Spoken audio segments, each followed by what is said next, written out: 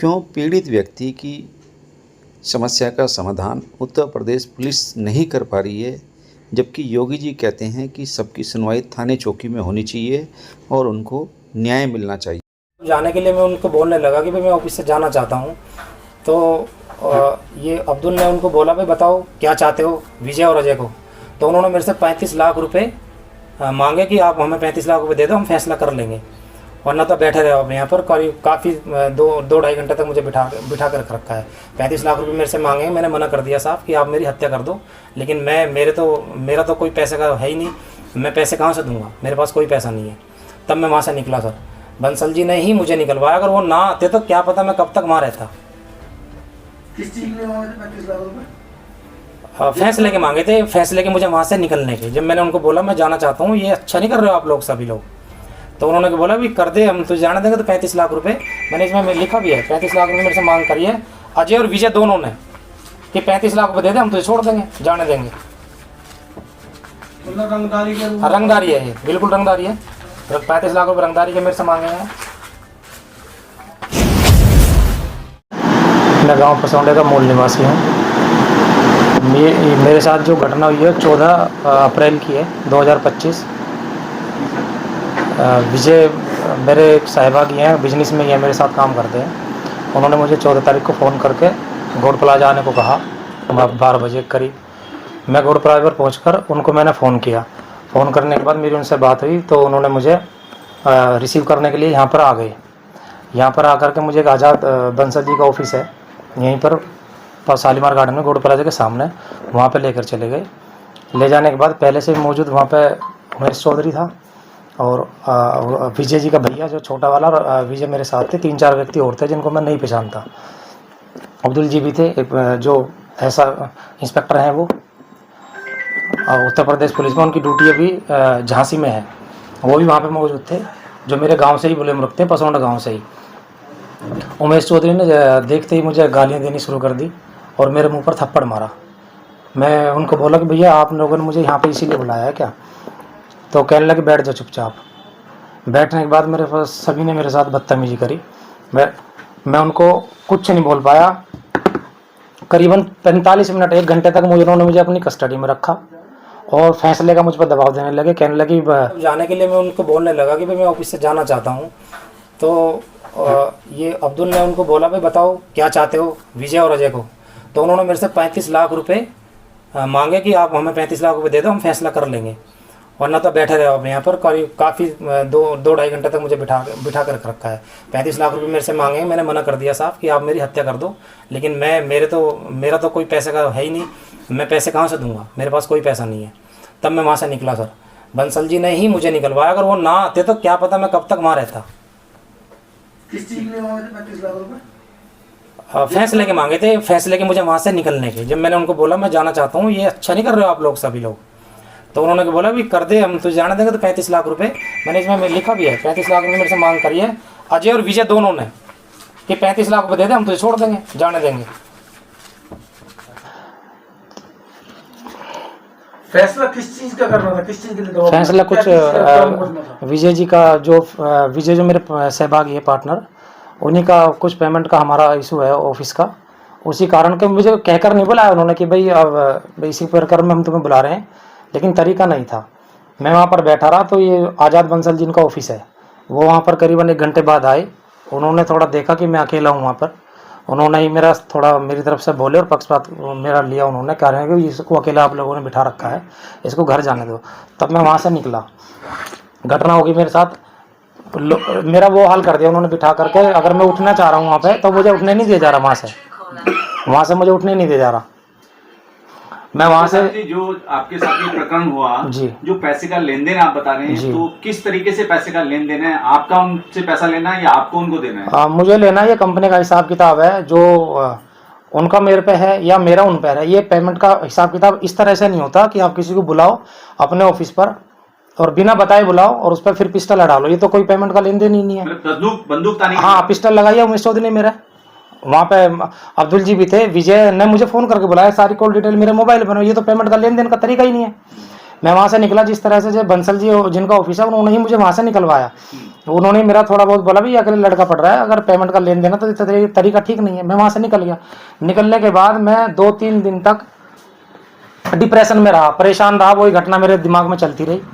बार बार मैं बच्चे मुझे समझा रहे, मेरी वाइफ मुझे समझा रही, लेकिन मैं उसे भूल ही नहीं पा रहा, क्योंकि थप्पड़ मार दिया बिना बुलाए। पेमेंट का कोई भी लेन देन था को करते। फिर मैंने अपने वहाँ पे ये भजनपुरा थाना में इस चीज़ की सूचना दी। वहाँ पर पहुँचा।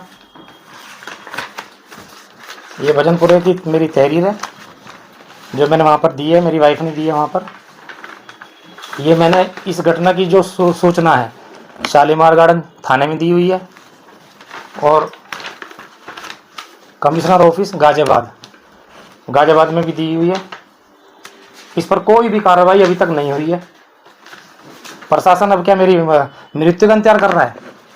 ये देखो, ये रिसीव भी है मेरी वहाँ पर कोई भी कार्रवाई नहीं हुई। मुझे एक दिन बुलाया SI दीपक जी ने इस बारे में कि आपकी एक एप्लीकेशन यहाँ पर है, आप जरा। दीपक जो है कौन सी चौकी से?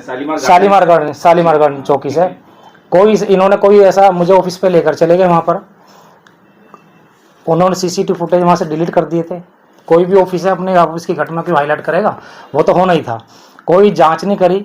अब मेरे मोबाइल की लोकेशन या जिन जिन व्यक्ति के मैंने नाम लिए हैं, उमेश चौधरी जिन्होंने मेरे पिस्टल लड़ाई है, और विजय जिन्होंने मुझे मोबाइल पे फ़ोन कर बुलाया, उसमें टाइम भी मैंने मेंशन करा है, और अजय और अब्दुल, ये चारों मौजूद हैं। इनकी लोकेशन देखते तब जा कर के किसी चीज़ पर पहुँचते। कोई इसमें जांच नहीं हुई किसी तरीके की। मैं परेशान होकर के अब ये प्रेस कॉन्फ्रेंस द्वारा अपनी सरकार तक यहाँ अपनी जो आप बीती है वो पहुँचाना चाह रहा हूँ। इस तरह से ये जो विजय है, विजय के गाजियाबाद में 3 मुकदमे चल रहे हैं। ये रहा, ये विजय जी के 3 मुकदमे हैं, 1,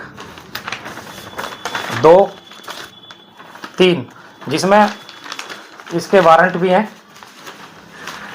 अच्छा, पहले से अपराधी किस्म के लोग? हाँ बिल्कुल, इसमें कोई भी बादल, ये इसमें इसके वारंट है। रिकवरी का भी, अब वसूली का भी। ये देखो वसूली हो, लेकिन ये पेश नहीं हो रहा बंदा, क्योंकि क्रिमिनल टाइप है, फ्रॉड है।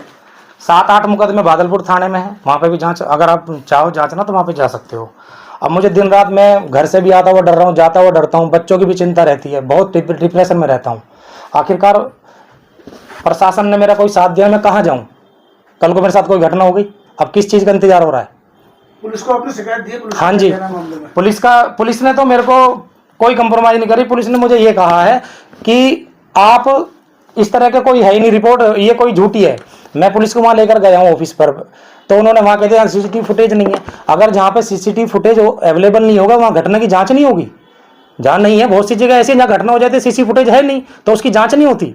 लेकिन मुझे बोल देगा आपकी तो कोई विटनेस ही नहीं है यहाँ पे, कोई कि कैसे माने आप सच बोल रहे हैं? जब मैं मर जाऊँगा या मुझे मेरी हत्या हो जाएगी, तब प्रशासन जागेगा, तब देखेगा। जिस तरीके से आप जो है शालीमार गार्डन में भी गए, भजनपुरा भी गए, आपने कई जगह जो अपनी तहरीर दी, कमिश्नर को भी दी जी, खुद मतलब एक जिले के मालिक होते हैं, जी, वहाँ से भी कोई कार्रवाई नहीं बन पाई? कोई कार्रवाई नहीं हुई जी, तभी तो मुझे प्रेस कॉन्फ्रेंस बुलानी पड़ी है। आपको क्या लगता है कहीं ना कहीं इसमें पुलिस का भी? बिल्कुल लापरवाही है सर, बिल्कुल प्रशासन की लापरवाही है। किसी ने दिखाया ही नहीं अपना, जो प्रशासन के पास मैं गया हूँ मेरे साथ क्या आप और घटना का इंतजार करा जा रहा है कि अभी कुछ और हो? जिस समय आपके साथ प्रकरण हुआ था, बता रहे कोई पुलिसकर्मी जो साथ में कौन था? हाँ, अब्दुल था। अब्दुल मेरे गांव का है। नहीं, उसका डिटेल क्या नाम है? उसका डिटेल है अब्दुल है मेरे गांव से ही है, और गांव से है, पसौंडा गांव से है। अच्छा। ठीक है, वो वहाँ पर मौजूद था, उसी की निगरानी में सब प्रकरण हुआ। तैनात है इस टाइम वो? अब वो झांसी में तैनात है सर, झांसी में उसकी ड्यूटी है।